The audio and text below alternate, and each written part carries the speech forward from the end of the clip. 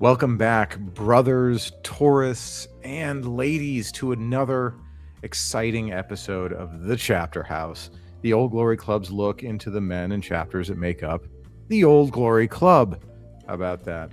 Joining us this week is the Peninsular Vanguard from the great state of Michigan, specifically from the Detroit area. And representing is to my right here, Mr. M.D. Lang. How are you, sir? I'm doing very well. Thanks for having us tonight. Yeah, thanks for joining us, guys. And J.P. Jefferson representing. How are you? Hello. Nice to meet you all. Well, it's good to have you guys back on. It's been, I think, just over a year since the last time Peninsular Vanguard was on. And, you know, all these shows start to run together at some point. And, I'd love to know what you guys have been up to in the last year. But before we get onto that, I had a question for you. How long have the two of you been in the organization? Were you in the last time you were on? I might have just been inducted. I was inducted at our September business meeting last year, so it's almost a year now. All right, Mr. Lang, are you long for the chapter? Yes, I joined before we had an official application, but after the initial group was formed. So I was kind of in the interim period, like not right at the very beginning, but almost there. Well, that's great. That means we've got some representation from the early and the middle relative to where we are now. If this project goes off the way we all want it to, this is still the early days, and someday to be the great old days. Anyway, before we got started, Mr. Jefferson, you were excitedly telling me about some plans. You guys are already looking into 2027. So if you could regale the audience with this. Yeah, so first I want to just give a touch of context as to one of the things we've been doing. Since October of last year, we've been, every time there's a fifth Thursday in a month, because we used to meet on the first and third Thursdays, right? So there was something every other week until there was a fifth Thursday. So I've been scheduling people to get together. We'll go out and dress up, have dinner at a fancier place, and then share with the table a presentation or an essay or a piece of rhetoric or a piece of art that we've built specifically for this symposium, is what we ended up calling them, the symposiums, for this meeting. And it is good to develop our intellectual and artistic minds and to hear the others' work, acknowledge what they've been doing. And so we've been doing that, and they are great successes. So we want to kind of share some of that with the entire nationwide club. So we're planning an event we've got the date set down now, October 16th, 2027. That's a Saturday, and we're hoping to have essentially a nationwide symposium for the entire club. We'll host it in Detroit. We're tentatively calling it the Paris of the West Cultural Forum, and just a chance for guys from all over the country to come and share their artistic and intellectual products with us, and to challenge themselves and develop themselves as thinkers and creators. And then to be acknowledged by their brothers, obviously. Yeah, that's great. So would this symposium be open to showing the work of your brothers in the club? So like people who come in from other chapters? Oh yeah. The initial plan, and it's real early days in planning still, but the idea is to have 2 ticket prices, and the non-presenter ticket subsidizes part of the ticket for the presenter prices.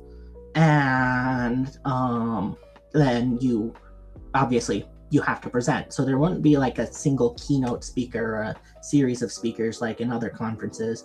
The idea is really for brothers from around the country to really share their work with them and then get acknowledgement.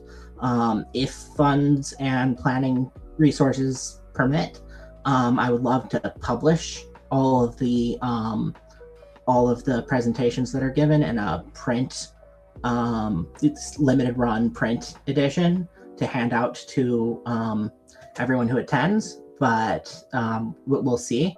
But if you have a project that you've been wanting to do that kind of has long lead time, or especially if you're a creative who does like sculpture or painting or something, and that's got a long lead time, start on it now, and make sure you can, because we'll need people to confirm whether they're presenting or not a couple months in ahead of time. So yeah, this is a great idea, and one that's been attempted a couple of times before. Unfortunately, it doesn't seem like any of them have really gathered any purchase. There was one attempt in California that didn't quite pan out. There was an attempt in the city, which did go off, but it was when I say the city, I mean New York City. But it was tangentially related, and it was a time. So I'm really interested to see what you guys can put together. Now, I mean, was this born of just the general desire for like kind of to show off the arts from our perspective, or are there a lot of artists in the Peninsular Vanguard? There are several of us who tend more towards the poetic of mind, at the very least. We've just had a lot of good experiences with our chapter symposiums. We've had guests from around the country. T777 joined us in January, and that was a lot of fun. We've had just lots of real success, and we just thought it would be a good idea to share the experience with our brothers, because it's just been so good to not only have the intentional opportunity to practice, right? So it's not simply just presenting. We should practice and we share because it's good. So it's practice, and then we've got it, and then we get acknowledgement from our brothers that we did a hard thing, and we committed to making a presentation. We did our work for it, and we presented it, and we contributed something interesting and original to the conversation or to our artistic inner worlds. Go ahead, Lang. Yeah, I want to give an example of the kind of stuff that we do. So the last one I was able to attend, we actually had a brother from the Wisconsin OGC come out and join us. And my favorite presentation from that symposium was one of our members. He is a firefighter, but he is also like a super, from my perspective, like a super outdoorsman. He forages all this stuff. And he just took us through all of the different edible flora in the state of Michigan. So you can, he told us all about the different kinds of mushrooms, all the different kinds of berries, what you can do with them, how to harvest them, how you to grow them, how to spot them. And it was like totally out of left field, because everybody else did like a poem or a piece of rhetoric, or I talked about the Church of the Vow in South Africa. And this was so different from everybody else's, but it was kind of exactly the sort of thing we were looking for, where you show off, and it doesn't even have to necessarily be like a piece of art. It's like for lack of a better term, it's like when you say sensitive young man, what is the particular aspect that you're most sensitive? And for him, it's the outdoors. For some others, it's rhetoric. For some others, it's art. So it's like showcasing that side of you, whether it be visual, performance, whatever. The guy from Wisconsin seemed to really like it. they've been going really well. So I'm optimistic that we can actually make this work because the mini model is there. Yeah, that's great to hear. I mean, this is a great project. If we're trying to build brotherhood, being able to kind of bare your soul and have your brothers give you an honest reaction, even if that reaction is like, well, maybe you should have kept that hidden. But I hope that hasn't been run into yet. No, there hasn't. There oftentimes each presentation is followed up by 5-10 minutes of us just talking about the ideas presented or the qualities of the stuff. And it's not always, again, I talk about it because like an art festival, because that's kind of more what I'm into personally, but also we do lots. It's anything. It's intellectual, it's artistic. If you have a hyper fixation on the history of American trains, come give us a presentation about that. Yeah. If you've got if you really care deeply in your soul about classical music or metal music, or just come tell us about that. Before the big conference, we will need to vet presentations a little bit. There will need to be preparation, but we really want to give a lot of freedom to people to just share the workings of their mind, share and then get acknowledgement, because it's easy to feel very left out sometimes, and we want to give our brothers the chance to present and be acknowledged in their own right. That's sick. Have you gotten have you had a guy with the trains thing yet? No, we haven't gotten trains yet. We had one of our guys in January give a whole presentation about Art Deco architecture, which is all over Detroit and one of the great industrial heartlands. It's a shame, but that would happen. But it's still lots of beautiful buildings left over. And I did not know about any of that stuff. And that was really enlightening about the history of our city and the history of the architecture in our area and things like that, right? Yeah, I mean, a general knowledge-based building is awesome, especially one that can elevate the soul. How long have you guys been putting this on? Is this a recent thing, or have you had a couple of symposiums? Yeah, so I think we're on number 4 that just finished up in July. We had, because every time there's a 5th Thursday, so there was October, there was January, there was April, and July. So we've done it 4 times now, and we're getting a pattern down pat every time more. Sometimes it's a little hectic to find a good restaurant that has like a private room that we can go aside to, so we don't disturb the other diners. But we had the July one at one of our members' houses, and so that was also a thing we could do, but not for the conference. Obviously, we're going to get a real conference venue, TBD. Yeah, I mean, keep us informed. Obviously, you guys should be on again, not long before that next year. So we'll be able to boost it on the chapter house to come. Over the last year, I know you guys have been, with the club long enough to kind of have seen it grow over a year. What has really stood out to you guys about like the growth of the club? What are you most excited about seeing in its progression? Are you speaking about the club in general, or about our chapter in particular, or both? The chapter in particular. But if you want to talk about how great the organization at large is, you can do that too. Well, I could talk for hours about that, but we'll focus on the chapter.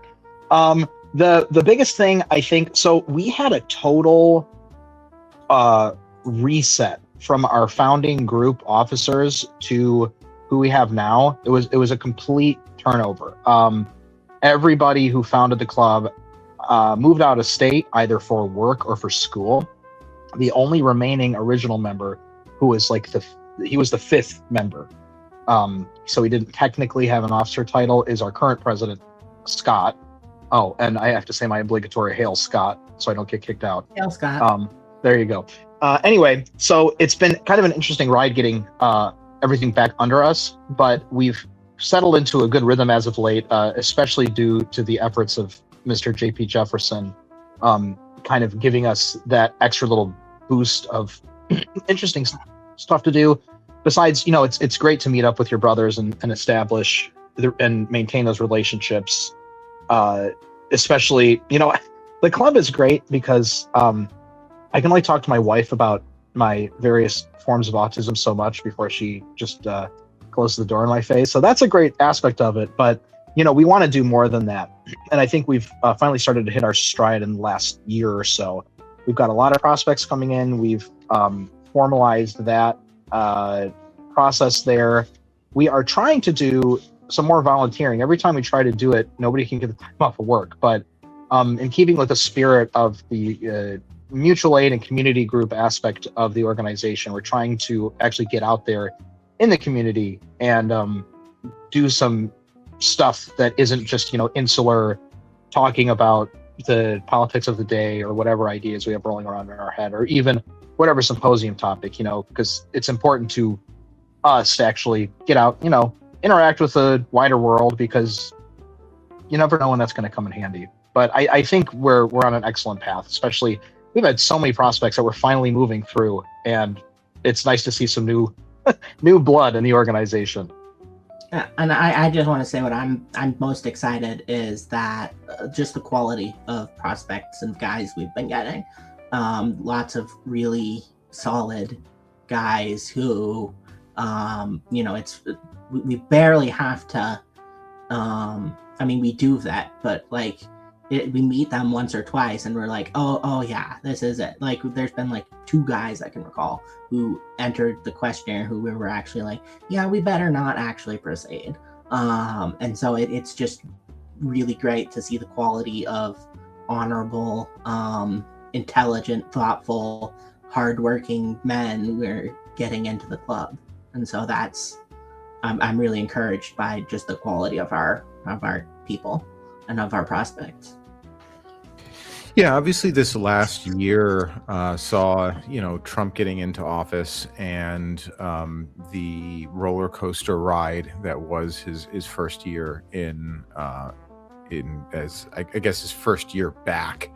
And I know that for a lot of people in our side of things, this may have been, it might have either put you at ease or made you more interested in getting involved.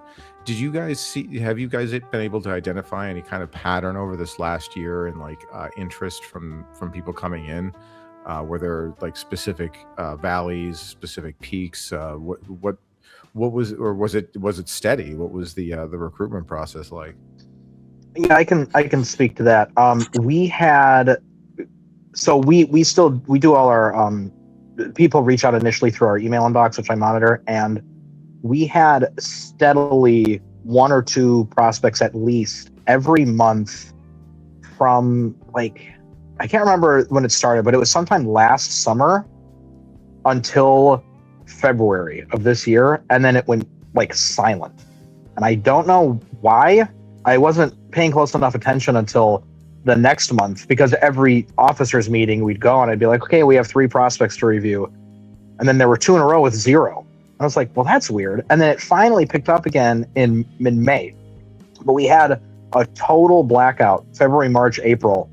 So I don't know what that corresponds to, but that was a definite valley. But now we're back on a steady, it's 1-2 prospects a month, which is exactly where I want it to be. You don't want to be stagnant, but you don't want to be inundated with people who may or may not be a good fit. And the more people you have kind of coming to you, the more likely it's going to be that someone's not going to be great. Fortunately, like JP mentioned, we've been extraordinarily fortunate in the quality of prospects, and I'd like to keep it that way.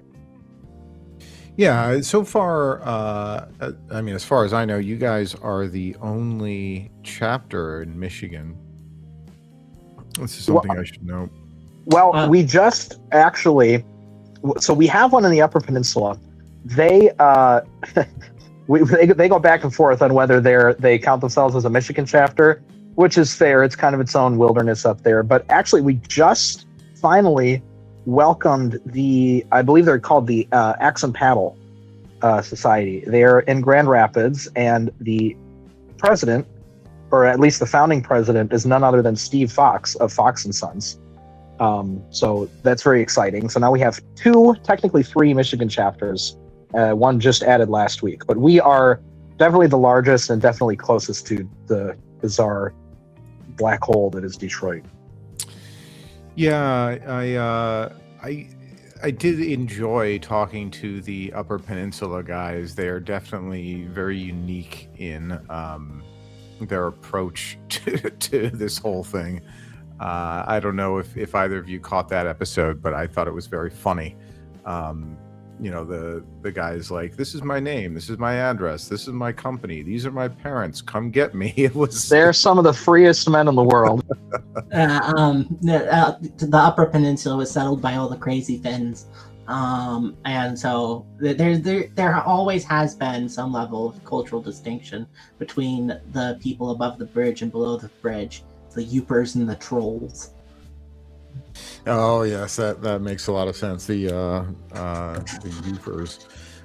So you guys had obviously the Grand Rapids chapter was just approved last night, and I'm embarrassed for not knowing that because I voted for them.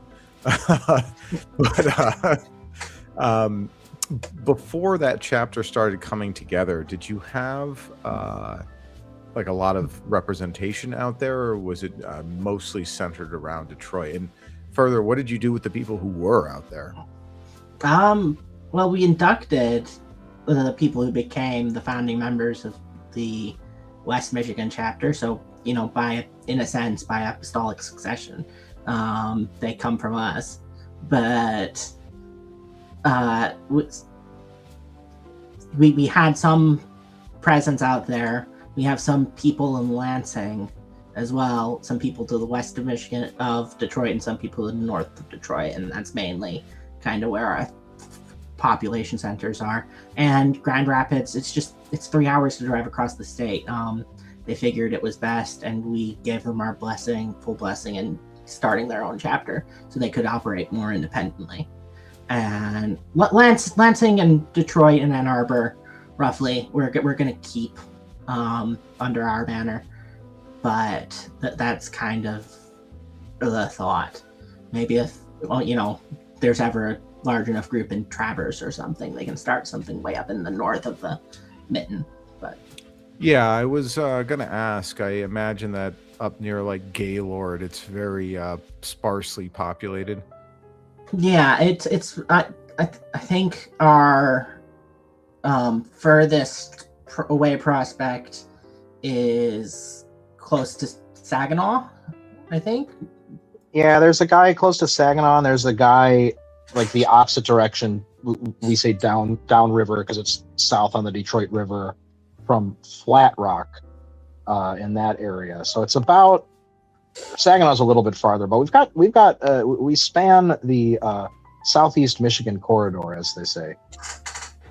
All right, that makes sense. I suppose in the future, when I'm talking to the Grand Rapids guys, I'm going to have to ask them if they got anybody from Kalamazoo, just because it's fun to say.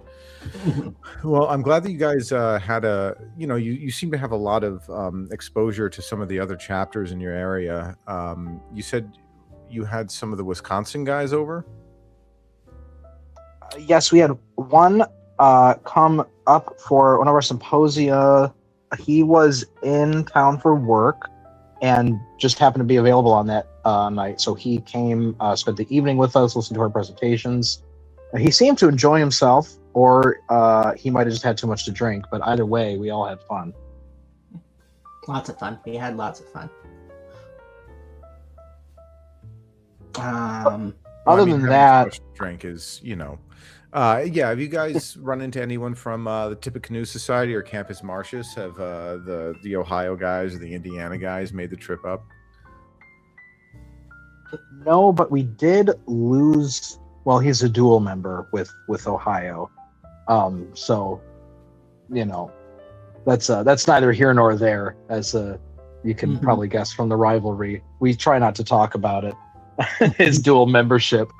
But no, unfortunately we haven't. But I am. Well, I don't want to give anything away for Ohio, but we've been talking about something that they're planning. So I'm hoping, and I'm actually going to have to make a trip down there for work in a couple of weeks. So I'm hoping to meet up with a couple of them if I'm able to. We have another member who's a dual member with, is it the Black? I'm sorry, Fubadoo. I think it's the Blackland Prairie Riders. He's a dual member. Right. Okay, yep, and he came up a week or two ago for his bachelor party, actually, which a bunch of us were at. So yeah, that was fun. So we've got some exposure to the other chapters vicariously through our former members who have had to leave for work or something. But in terms of direct contact, not enough. I would like to plan some more Midwest events. Although, JP, you are going to the Wisconsin Forum, am I correct? Yes, I am going to Milwaukee. I think our president or VP are there, so stop by and say hi to us.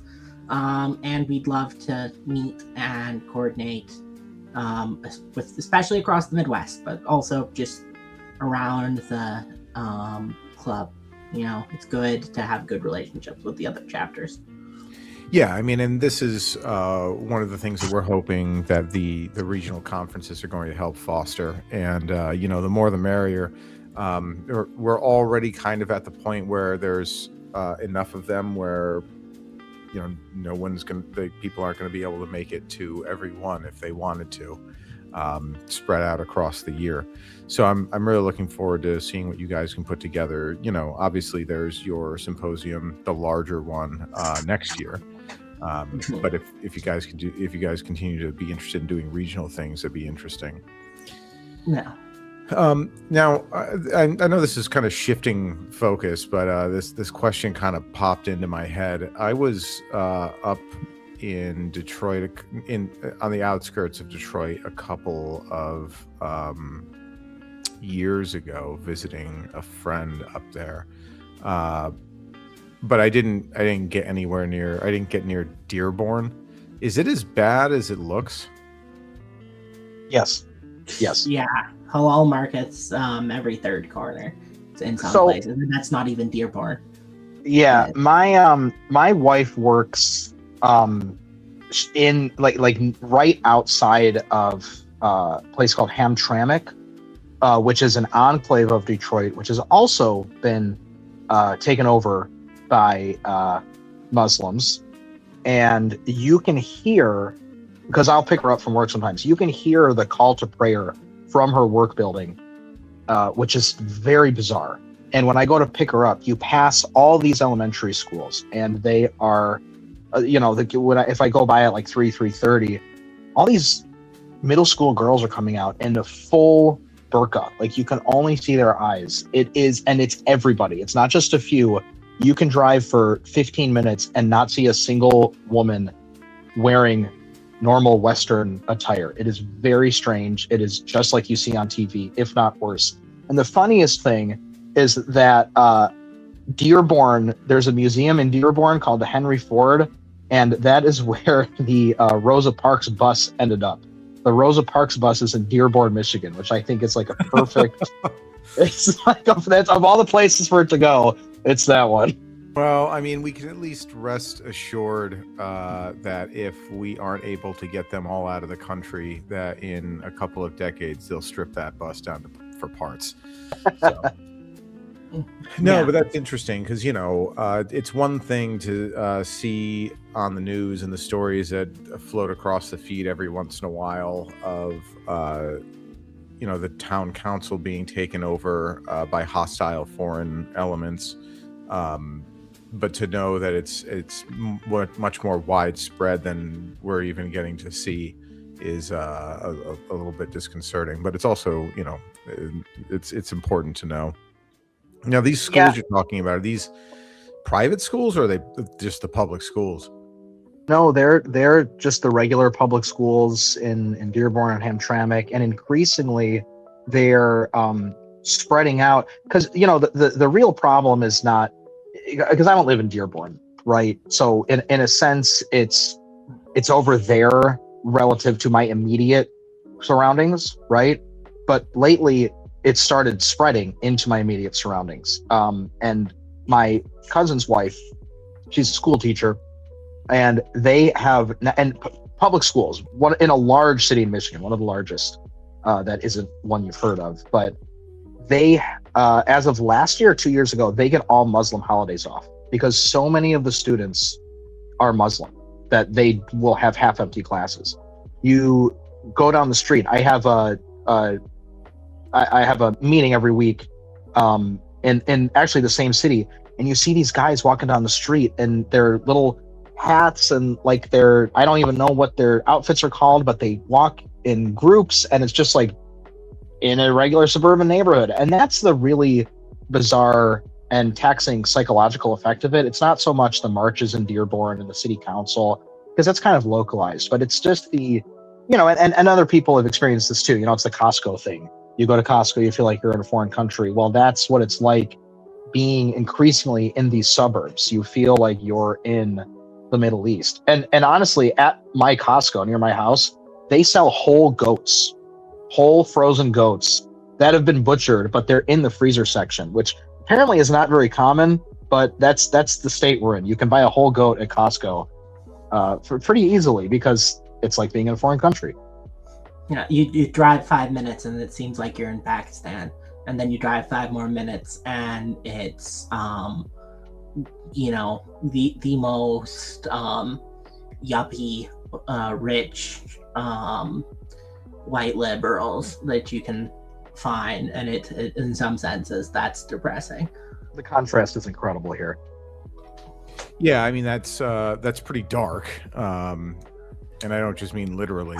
I guess the question is that, are there any is there any pushback against this? Like, is there anyone in politics in the greater Detroit area that's trying to fight back against this thing, or is it all just kind of passivity and just boomer obliviousness? Well, JP, do you have any penetrating insights? Otherwise, I've thought about this a little bit. I'll give my best analysis. I don't have penetrating insights. Luckily, I live in a city with a Republican mayor that at least does good budget work, and keeps the city out of debt, and the roads clean and maintained, and the buildings upkept, and the fire department in working vehicles. So I am blessed incredibly in that respect. But other than little examples like that, I don't really see much resistance myself.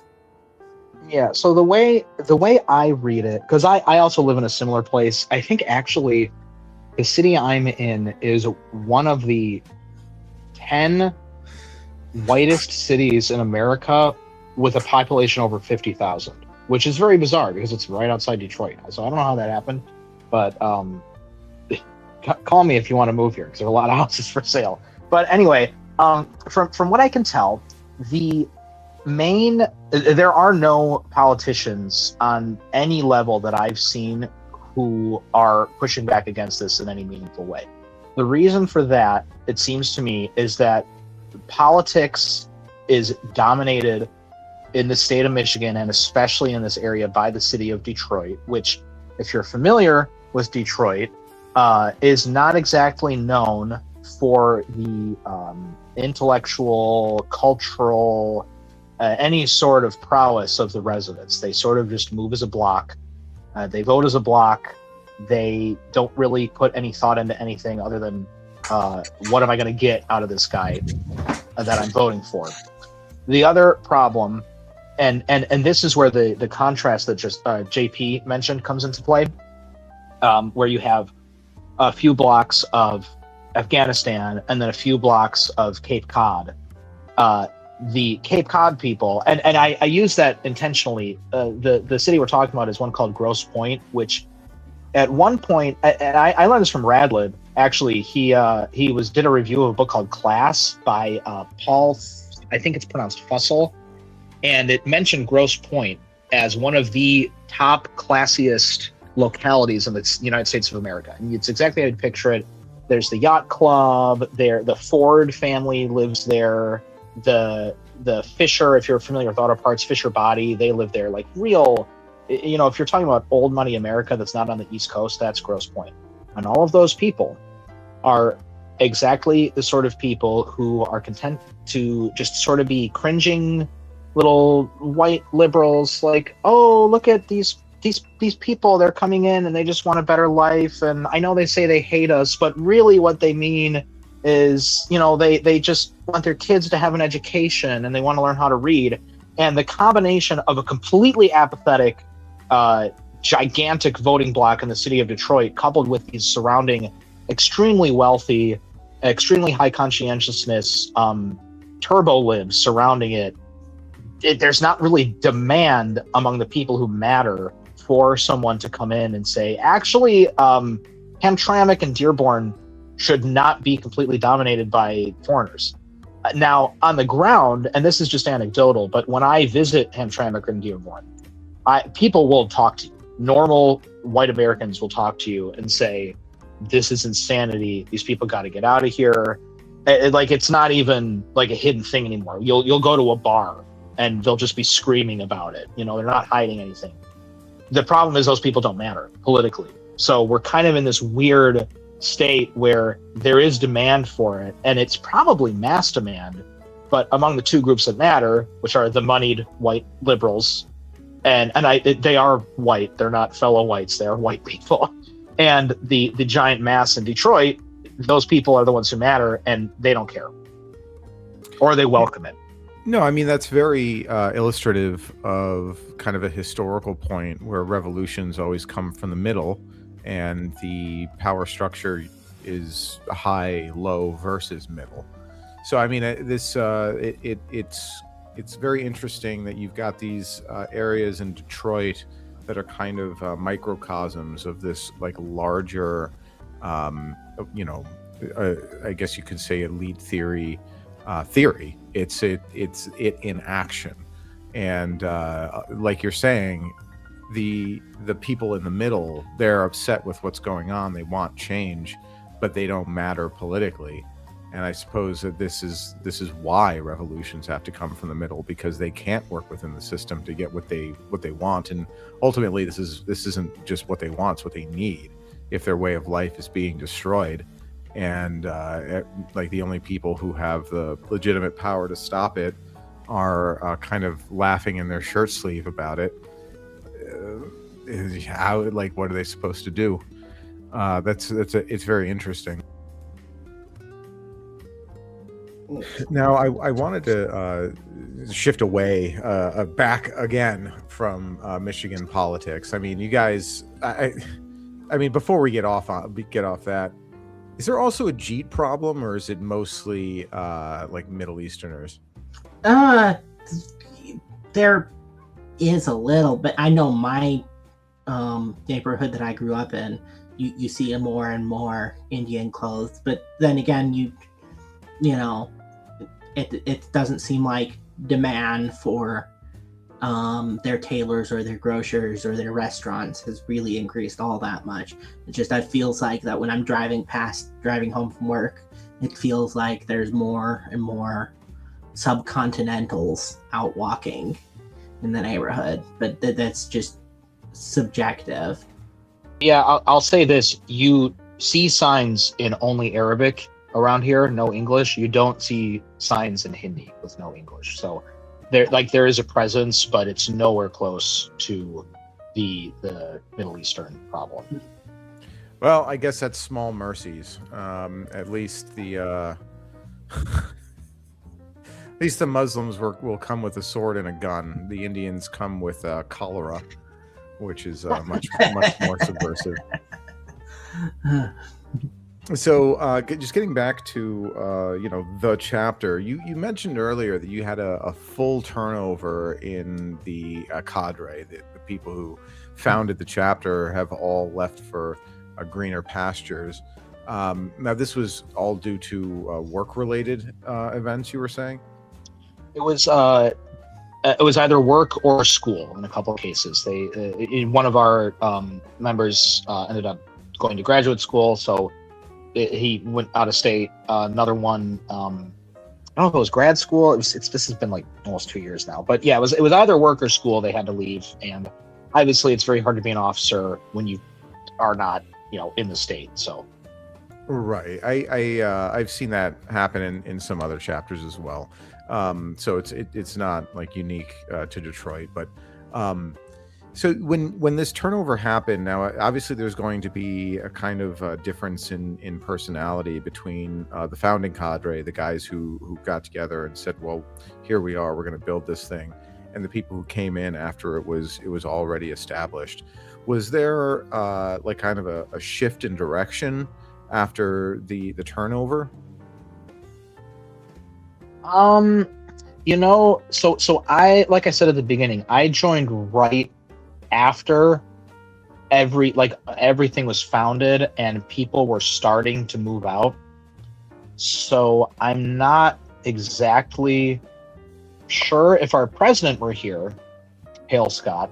He was he's basically the only one remaining from that founding group, so he would have more insight on that.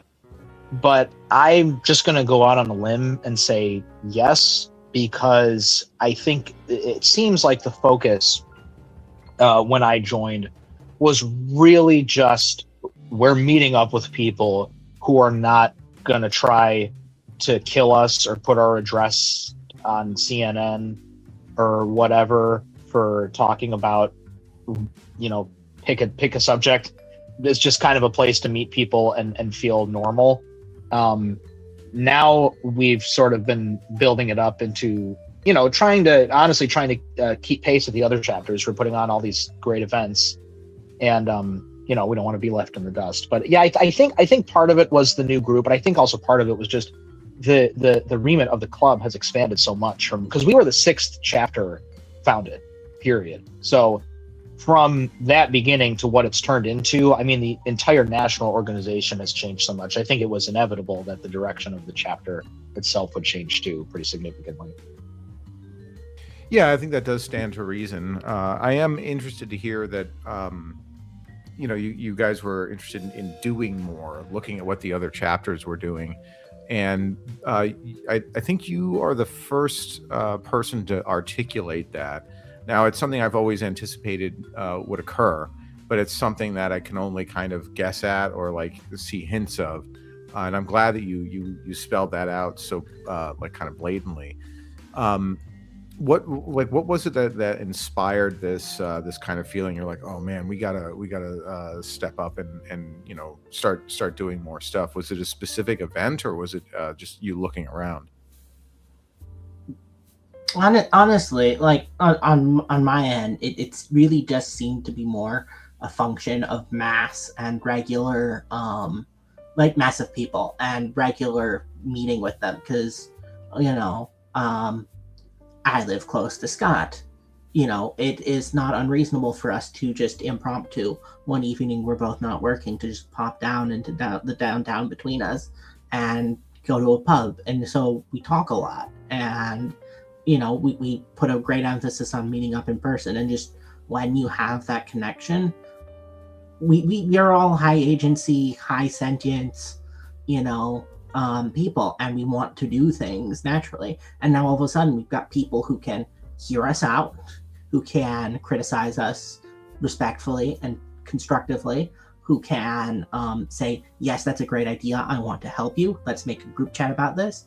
And we've got just really great quality of people who can encourage and criticize and help support any personal passion projects. That first symposium in October was basically entirely my own passion project, but it's become an institution that people look forward to every time we go into a business meeting, and I announced that this upcoming month has 5 Thursdays, and so any suggestions for a restaurant, gentlemen? It's that sort of thing is able to happen just because we have guys around us who can help us and support us and encourage us in our personal ideas and ambitions. And from my perspective, it really started with the East Coast Forum. I was like, oh, I'd never even thought of that. The chapter of the region holding something. But then I was like, well, that's Virginia, and they're Virginia, and they're the first, and all this and that. And then I started seeing more of them pop up, and I'm grateful that someone like JP joined the club, and a couple other guys who are really, because I'm doing what I can, but I've got a 9-month-old. I'm on the board of a couple other organizations. I've got so much going on that it's very hard for me to be the driving force behind these ideas. And I'm very grateful that we have guys like you, JP, and a few other ones who are really, they pick the ball up and they just don't stop running until we're at the finish line, whether that is a normal size symposium or a national one. But getting back to the original answer, when I saw Wisconsin was doing it, I'm like, well, Wisconsin's just like Michigan. Like, they're right over there. If they can do it, we can do it. So that's what really got me. That's what really got me thinking. Midwestern pride. Yeah, I'm like, come on, Wisconsin. Love you guys, but come on. No, that's great. Please have a rivalry in a few generations. I hope that some of your bloodline partakes in the great naval battles of whatever ridiculous Lake Michigan. There you go. We're already talking in one of our Midwest chats about the inevitable battle over the Upper Peninsula, and who's going to be winning that. So stay tuned. Yeah, you just got to make sure you keep some forces in reserve, because you have the Chinese on the eastern border of the Upper Peninsula there. And they're definitely opportunists. But no, I mean, that's all great stuff. I had we had the Delaware Crossing Society on. So when I say recently, I mean last week, and they mentioned that they have this kind of thing where they'll have officer retreats where they'll take like a weekend, and they'll just have all 4 officers, or however many officers a chapter would have if this were to be applied elsewhere, rent an Airbnb and just spend the weekend together to kind of form that bond among the cadre. JP, you mentioned that you do this with Scott, the president, mostly just because he lives close to you, but is there any kind of intentionality that you guys have taken up in meetings besides the business meeting? I mean, we very intentionally try to have multiple in-person gatherings, not just the business meeting, but also the business meeting. It's held at a venue that we know is safe, and I'm not going to say more than that, but it's held at a venue we know is safe, and there's a bar there, and so we get there early sometimes, have dinner, have a drink, chat. I think we haven't gone as far as like officer retreats, although that's a really good idea. But we're getting we do put a lot of stake and intentionality into fellowship and brotherhood, and meeting up in person regularly, whether it's just simply the people who live close by to each other popping down to the pub and to talk about the books they've been reading, or whether it's something a little more pre-planned. But we do care deeply about that. Yeah, I mean, that's wonderful. I'm glad to hear it. We've got about 10 minutes left, so I'm gonna take a moment to look over at the super chats. Wingman 4564 for $2 says, "Brothers, my presentation on meme propaganda." Is this something that happened at one of your symposia? I mean, not literally, not yet. If someone wanted to come to the thing next October with a really good idea, we're gonna take submissions for be finished like a month in advance, so we can like put together the schedule and everything. But if you come to us with a good pitch and a good idea, and you want to talk about like how internet culture or how ideas in short form perpetuate themselves, that's intellectual. It could be a little funny, but we're not trying to judge too much. We'll offer criticism potentially. You'll be expected to defend your thesis, but shoot your shot. Do your best. That's what we really want to encourage. So if you want to come to a symposium, reach out to us if there's a fifth Thursday, and have something ready. And then if you want to wait till next October, well then, scale is going to be a thing, but give it your best shot. Yeah, I mean, we had a pair give a presentation on what is effectively meme propaganda. Mr. Producer, could you remind me what the 3 Ds are?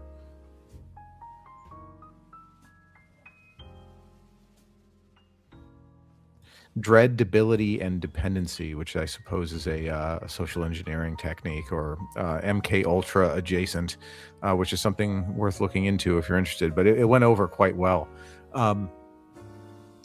So next super chat is a real Dion Naj.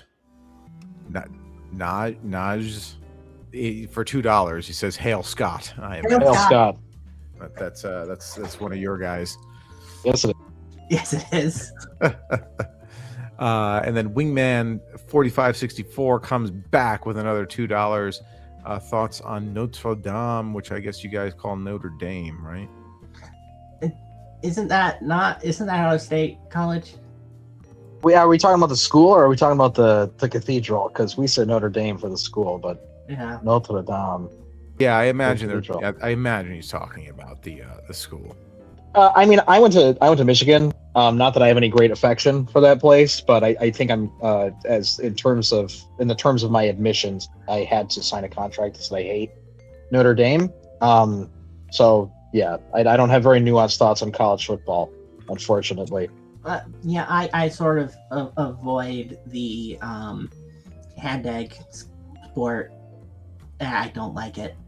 Josiah, he's our one of our or JP's our resident sports ball hater, which is fine. Everybody needs one, but a few of us are into sports, and we're regularly reminded what simpletons we are, which I think is it's necessary sometimes.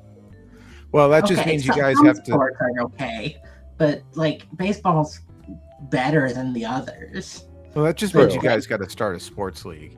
Eventually we're going to have some kind of sports league or boxing league between the chapters, and for all you listening, it is incumbent upon you to take the first steps to put this together, because everyone on Central is just too damn busy. So I mean, I don't see why the Peninsular Vanguard can't be the first to set up something. Whatever weird ass you could, like lacrosse, competitive luging. I don't know what you guys do in Michigan. So the sport of the community, or at least one couple cities in Metro Detroit, is called feather bowling, and it's just as ridiculous as it sounds. You basically have a feather in the middle of a sand track, and you try to get like the balls as close to the feather as possible without knocking it over. It's not like the height of athleticism, but I don't know if it's very popular anywhere else. So maybe that could be our feather bowling a league could be the first step. Although I do know when I was at the conference in 2025, there were guys, I think there were BJJ sparring outside of the conference center. So if any of you guys are listening, maybe you put that together. Yeah, you got one in the chat. The president of the new Ivy League, Son of Haster, says chapter jiu-jitsu team got it. Yeah, a lot of the new Ivy League guys are wrestlers. So I think I've told this story before on the show, but you guys are going to hear it again. Last year at the national conference, my wife, we were taking a break in the room, and she comes and retrieves me from the bathroom and says, "Oh, look, there are two children wrestling on the grass." And I look outside, and it's two guys from the new Ivy League practicing Brazilian Jiu-Jitsu. So yeah, it's our guys there. So there we go. You're going to have some representation in the combat sports eventually. every man. Perhaps we could take up fencing. Yeah, I mean, as long as it's to first blood and not first touch. We need pain involved in these things. But I might be getting too much into my own thing. Please, Lang. Oh no, I was just laughing. That I first blood sounds good to me. Yeah. I mean, you bring small swords back. That is actually an American dueling form, though it didn't last for too long because it was around when the guns started making their big appearance. Well, guys, we got about 5 minutes left, and I have my final question that I'm not going to ask just yet. Was there anything that you wanted to touch upon that we didn't quite reach into before this time? Let me see if any of our guys have yelled at us in the signal chat. I'll just say while you're looking, my wife promised me she'd be listening to this, and I'm going to say hello to my wife, and I'll know if you listened because you're going to mention this. So I'll get back to you and let you know whether she listened or not. But also, pay attention to, you guys probably all heard that our new favorite Muslim invader, Abdullah al-Sayed, narrowly beat the resident awful, Haley Stevens, for the Senate nomination in Michigan. And that will be an interesting one to watch because he's most likely going to lose to Mike Rogers, who is basically like MAGA dad. It's like the most basic white bread MAGA guy. But it'll be an interesting race to see which faction dominates in the Metro Detroit area. Another disappointing one is our race for governor, which is based black guy versus another awful. So if you're into that sort of thing, awful is totally gonna win.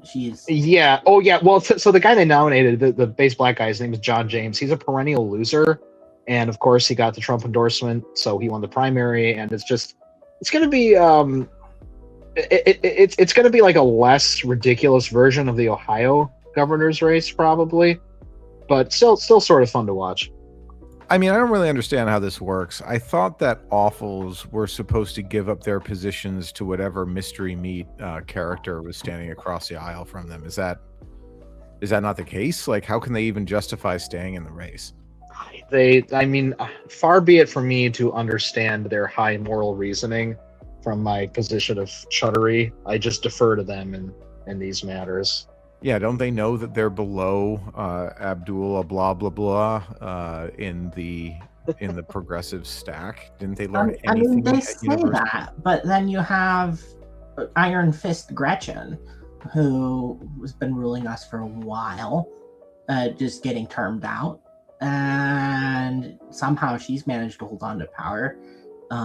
They don't underestimate the hypocrisy of an awful when it comes to self-aggrandizement. Yeah, it does seem that no one is better at megalomania than a nice woman in politics. Beautiful. The only other thing that the guys in Signal were wanting me to call out is that one of our members wants to start like an outdoorsman newsletter. I think that's the only other thing that needed to be said. This is the forward thing fireman I mentioned earlier, which I might just call him that now. Well, I'm sure that if he has time, the great President Red Hawk would be interested in joining you in that project.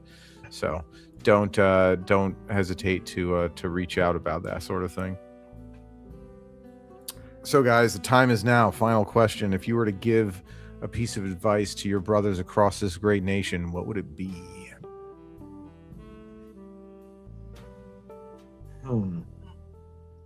Intentionally give yourself opportunities to practice whatever skill it is that you hope to contribute to the club, or whatever skills you're hoping to